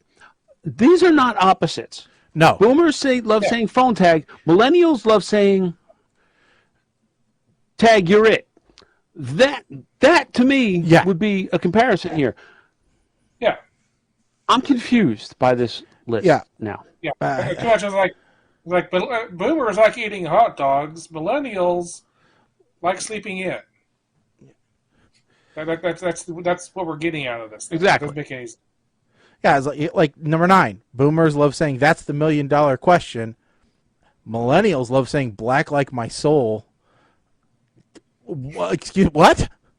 How those two aren't equivalent? That's not even on the same scale. Boomers love saying that's not millennial. That's emo. Yeah. That's not millennial. That's yeah. That's somebody who sits there and listens to the Johnny Cash version of Hurt. Number 10. While burning patchouli and putting on their freaking eyeliner. I hurt myself today. This one might get to you, Mike. Boomers love saying the COVID. Millennials love saying I was today years old when I learned this. Well, I'm a millennial then. The best has to be my mother calls it the Kovic. I don't know what the hell the Kovic is. I don't know. Kovic. I don't know the dude from the. I don't even know I don't even know a famous Vic that I could even parlay that into an impression of any kind. Boomers love saying pot instead of weed. No, boomers will say pot, weed, ganja, marijuana. Boomers will say the pot. They will call it Mary Jane. They will call it reefer. Yep. No millennial calls it reefer. No, millennials all use like the individual strains. Oh, I'm having some like crushed indigo, or this is a lie. Millennials don't say my partner and I before describing heterosexual activities. Millennials say my partner and I before they describe non-gender specific activities. All right, I'm going to get into a done topic in two. I'm going to spend a couple minutes here because we were just told that one of the relatives has pronounced that they've decided that they're non-binary. Oh Christ! And that their pronouns are now we they. And I'm like, no, they're not. I'm like, we they is plural. We they is plural. So unless they like conjoin twins, that can't be their pronoun. That's like Demi Lovato did the same thing, saying pronouns are we they. No. I respect that you want to be non-gender, non-binary, but your pronouns cannot be plural. That means you are non-gender schizophrenic. Yeah, that's like you have multiple non-binary personalities. Non-binary doesn't mean, duo. And I am 100% sure that I'm pissing people off by saying this right now, that I'm coming off as insensitive. But listen, I don't pretend to understand it. I don't pretend that I don't relate to it. Do I respect somebody who wants to be non-binary? Sure. Do I think that we should have non-binary passports available to people so that their gender is now X? No, I don't. I think that's, I personally think it's stupid. But they're binary and non-binary. So you are either one of two roles or you are somewhere along a spectrum. There's no plurality in there. Go figure out different pronouns. Yeah. Different singular pronouns.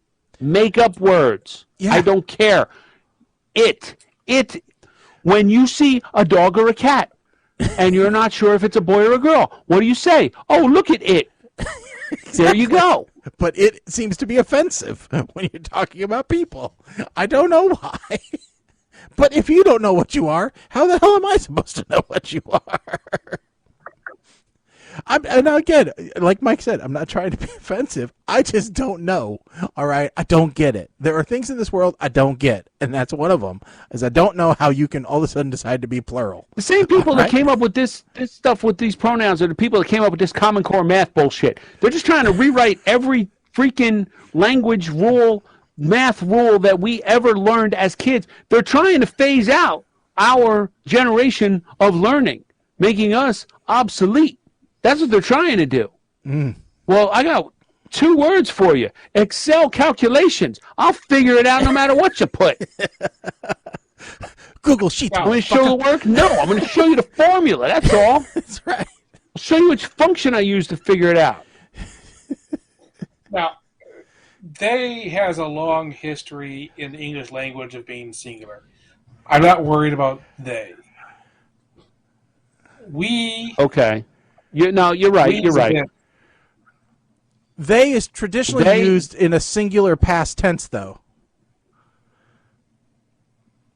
Yes, but it is still singular. You're right. Yeah. You're right. Yes. Yeah, you're right. You're right. It's like, and it's related to them. So, that someone might bring this over to them. Okay, you're not going to be confused if there's only one person over there for that. Okay.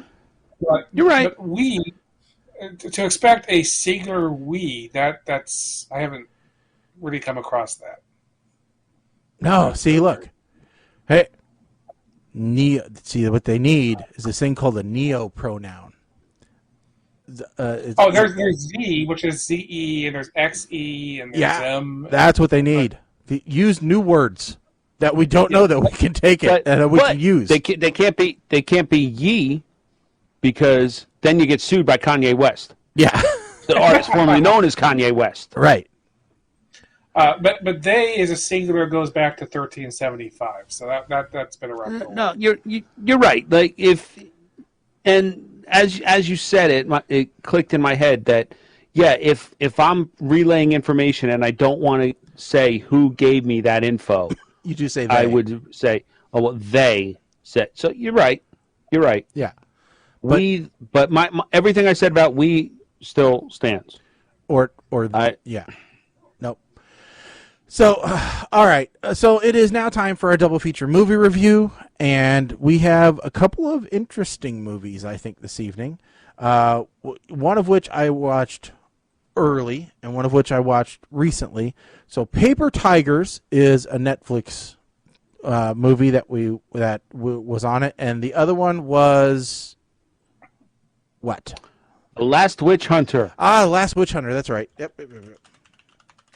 So we do have both of those this evening to go over, and so Last Witch Hunter is a 2015 big film, and so let's see here. Who wants to start off?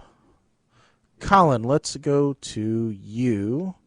Yeah, that's fine. Which movie? You want to start off with The Witch Hunter, The Last Witch Hunter? Sure, do the Last Witch Hunter. Okay. So, Last Witch Hunter, which is honestly, I had this a bit conflated in my head with The Witcher, because they're very similar in many ways, although The Witcher is good, and The Last Witch Hunter is not so good. So this is basically a vanity project for Vin Diesel, where he plays a immortal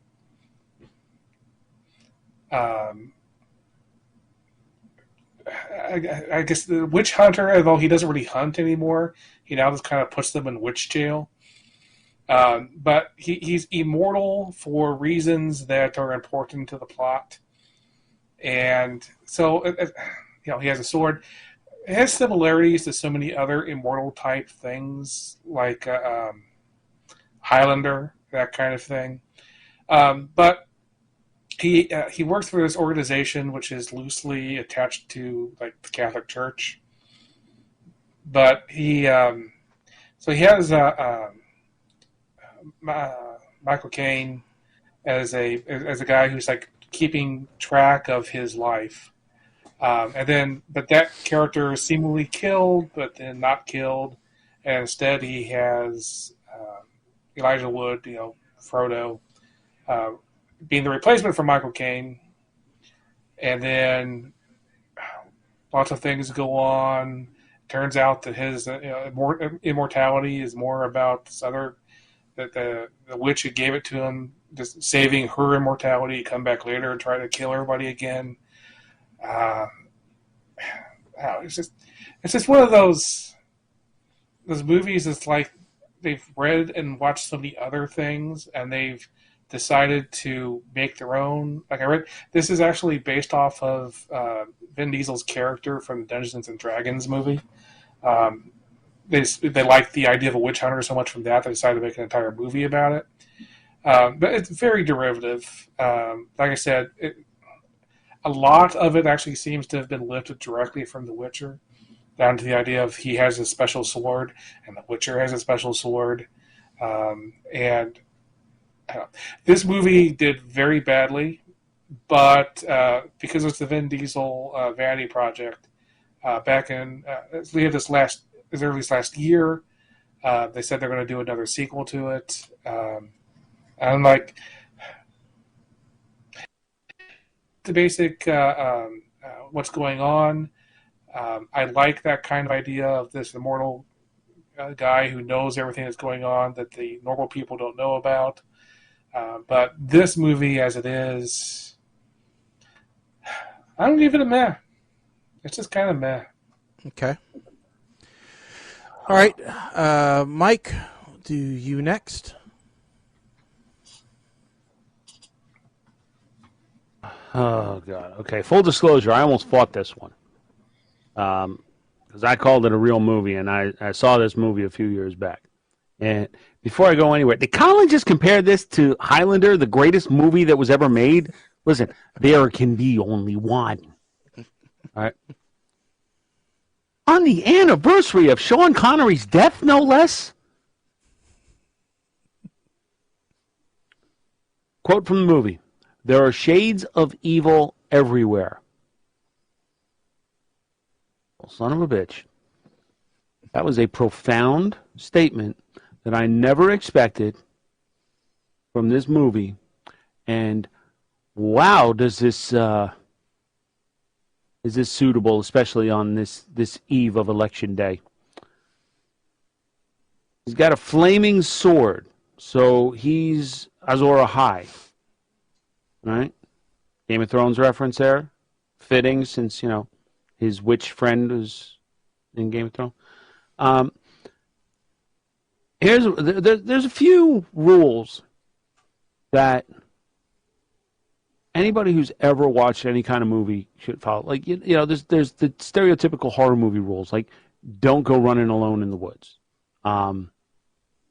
There's the joke that the black guy always dies first in horror movies, like older horror movies. My rule is never trust Elijah Wood in a movie. He's still tainted mentally by that one ring to rule them all. And he got what he deserved. This was one of those movies that I kind of thought would have been better if it was made during a different time. Like, I'm not exactly sold on Vin Diesel in the lead here. I can't quite put my finger on why. Maybe it's because seeing him in the beginning and in the flashback scenes as a Viking just does. He looks more like a bearded Fred Flintstone than a Viking. So maybe it's seeing him side by side with Ygritte from Game of Thrones. I don't know. Something just, I couldn't put my finger on it, besides the fact that it was just horrible. But there was something about this movie that bothered me. So I'm with Colin. I'm just going to give this a meh. With the exception of Michael Caine, the movie is pretty forgettable. Okay. Puts me up next. So, like Colin said, this is in the realm of a lot of the, non-killable characters. I would say this is, rather than going with Highlander, I would say this is more akin to I, Frankenstein. All right? That's where I drew a parallel with this one a little bit. To me, it seems similar production value, similar script value, similar, cast, quality, all that kind of stuff. I saw it, like mirrored pretty well. Now, I am not traditionally a, I don't even know if you'd call this a horror movie, but because it is definitely more adventure, fantasy, action-y type thing. But there's a few dark scenes in it. But I liked it. Now, I will tell you, I got Elijah Wood confused. I thought that was Daniel Radcliffe. So for a second, I thought, boy, Harry Potter really needs roles because he has taken everything. And I'm not the only one who confused him, evidently. There's a large contingent of people who went, Harry Potter really went downhill fast. But maybe they were just relating to his other films. I don't know.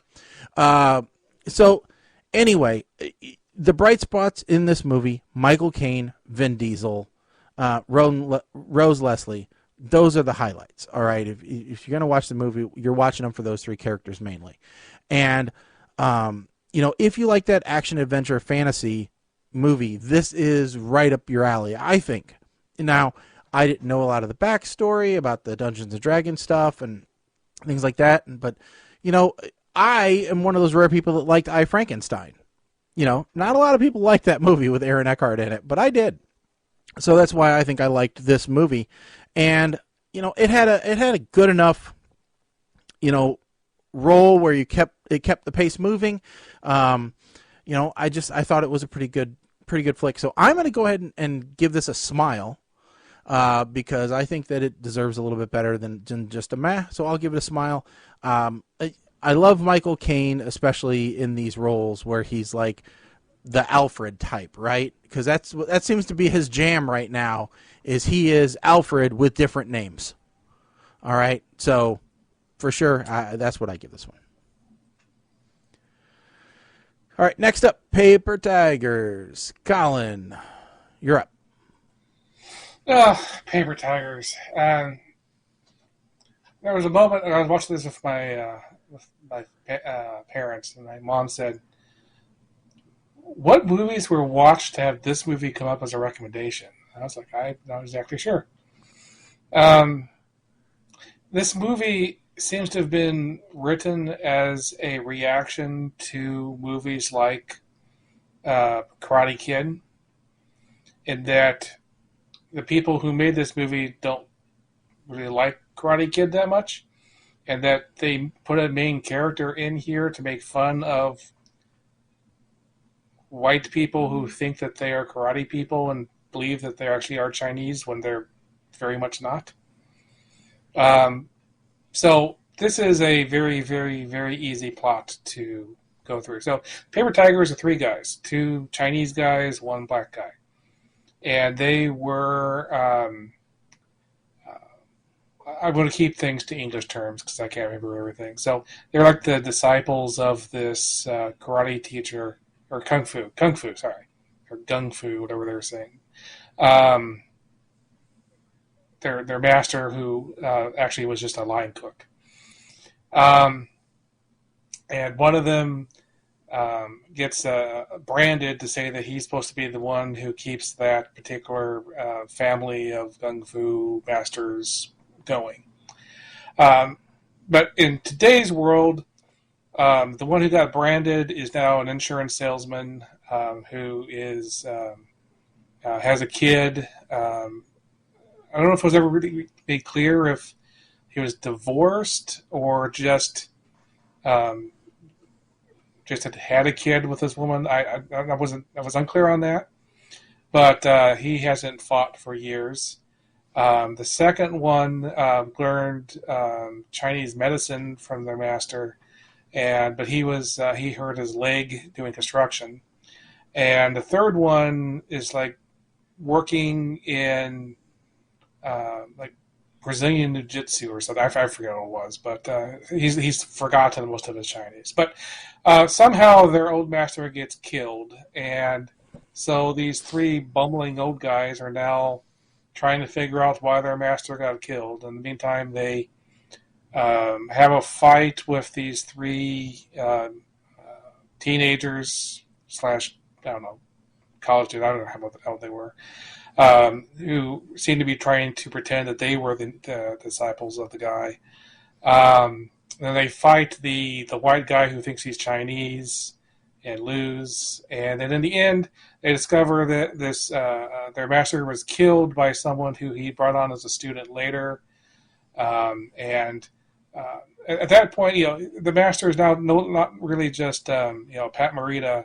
He's also a bit of the master from Kill Bill, teaching them these special moves that can kill people by hitting them just right. That's pretty much the entire movie. In the end, the guy gets back together with his kid and decides to teach his kid how to fight instead of just telling him to run away from stuff. And I'm not exactly sure who this movie is for.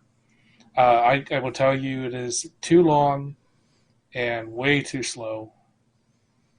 And I am going to give it a cough. Okay, cough. All right, Mike, you're up. Paper Tigers. I have low expectations for this movie. That was my first thought when I pulled it up. Add to it that I was on painkillers at the time.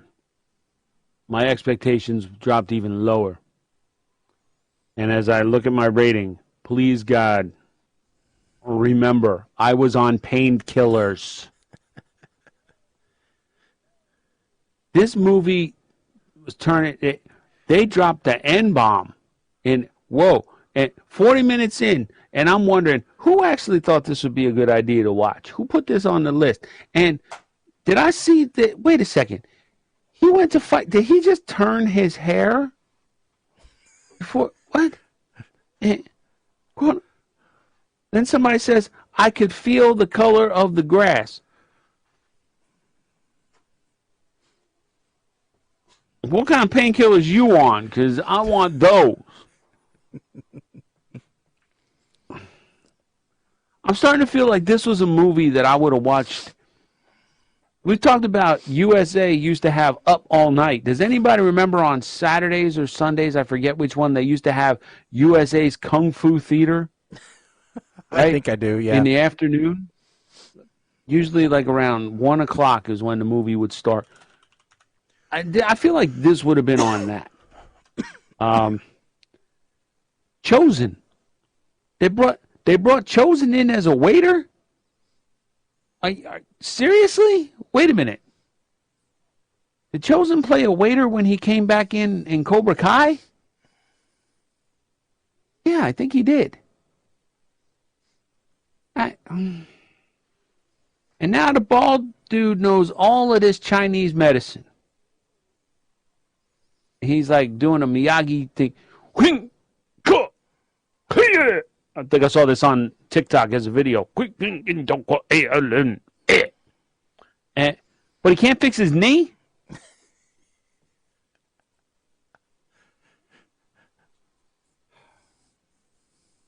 If they took Kung Pao out of the mix, that being the white guy if they took him out of the mix, I might have liked this movie better. The fight scenes were actually, if you just watch the fight scenes with the sound off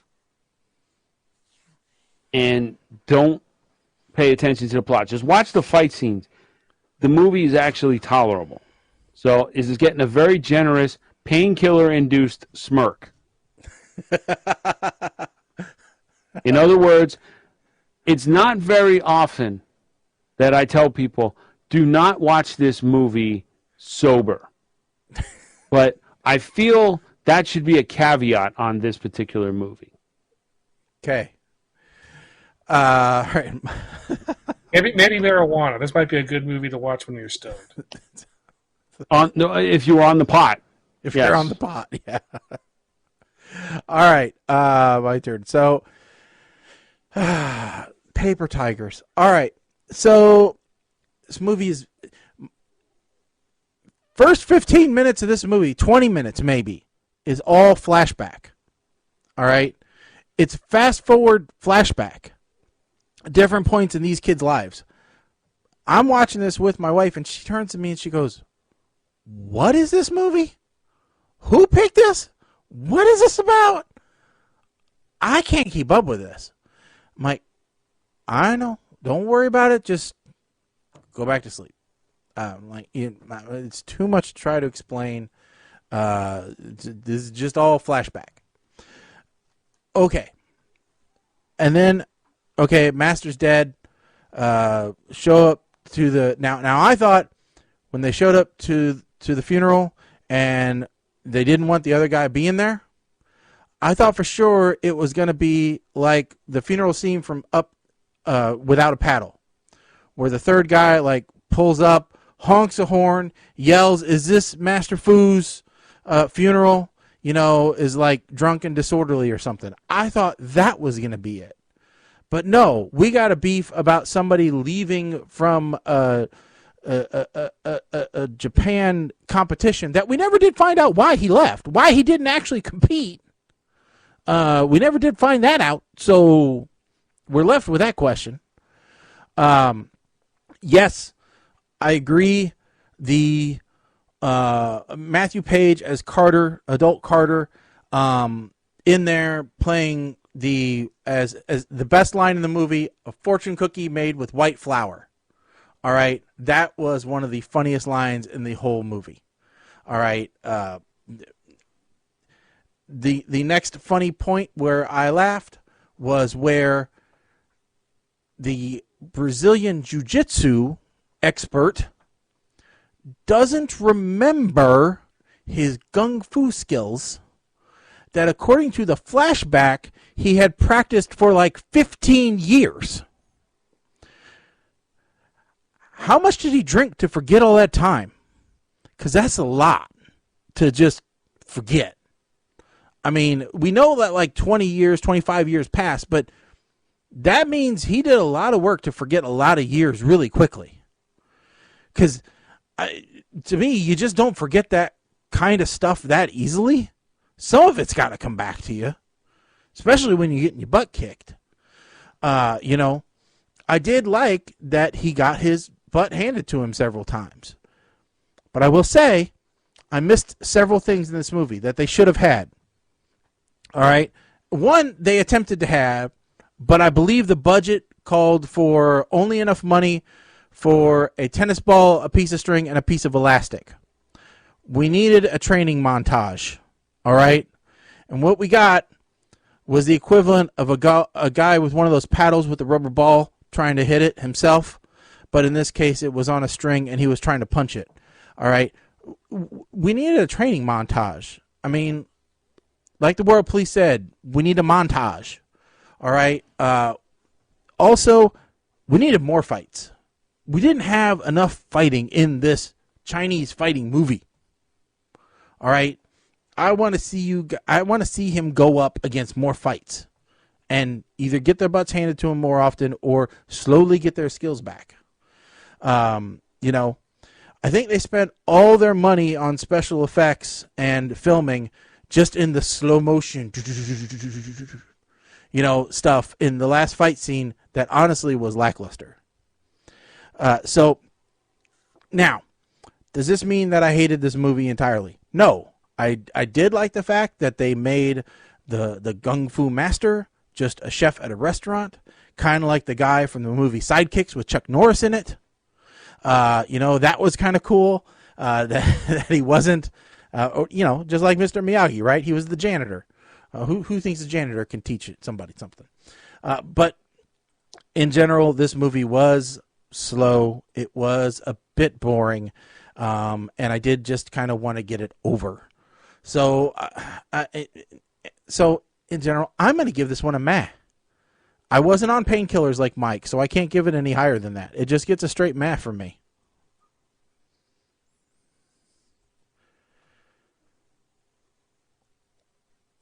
All right, so I guess we need to pick movies for the next show. Okay, the next show will be 11:15, barring any reschedules. Mm-hmm. And we need to go. We are up to, 49. 18. 18. Let's see. Is this a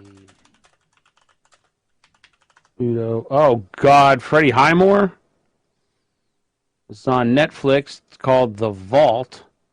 A genius engineer and his crew of amateur thieves plot a scheme to seize a legendary lost treasure hidden in a fortress beneath the Bank of Spain. Okay, hold on a second. If I'm not listening to his voice, but it's going to be very difficult to hear him not. I am Dr. Sean Murphy.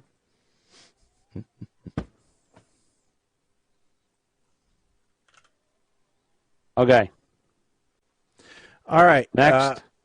4. 4. Yep, 4. Oh, I got a feeling. What is this crap? Go-karts on Netflix. A fearless teen leans into the rush of high-speed go-kart racing, backed by good friends and a surly ex-driver who becomes his coach. This is Australian. So it's the go-kart equivalent of Cool Runnings, is what we're saying. It's the go-kart equivalent of BMX Bandits. Come on, Goose. We've got these walkie-talkies out here. We're going to walk this BMX. Great. I love it. Oh, all right. Fantastic. Yeah. 2 men enter, 1 man leaves. So, we'll build this up. This is my vehicle. Oh, man. Okay, so that is the end of the show. Oh my God! Wait! What? Wait. I gotta throw this out. Breaking news. Apparently, Carol Baskin has filed a lawsuit against Netflix. Carol saying Baskin. that they breached a contract by continuing to use footage in Tiger King 2.